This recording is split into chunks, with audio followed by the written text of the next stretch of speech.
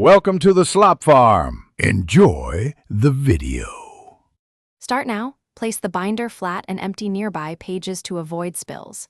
You press the release tabs because they retract the locking mechanism. This prevents paper tearing. Once one tab moves, stabilize the ring profile with your free hand so rings open evenly.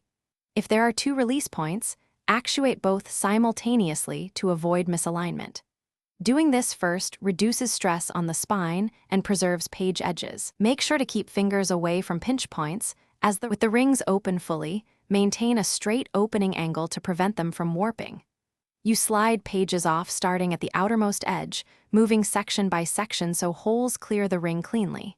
If a page snags, pause and ease it back rather than force it. Use a thin plastic card to separate layers if needed.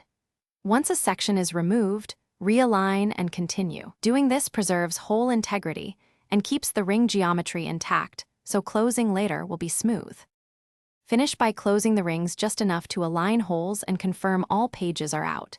You inspect the ring edges. Small gaps indicate misalignment that causes binding issues, so gently squeeze the rings with even pressure on both sides to restore shape. If rings are warped beyond correction, remove the mechanism entirely or replace it. This is faster than forcing closure.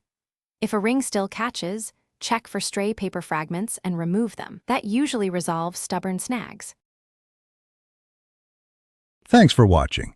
Consider subscribing if we helped you today.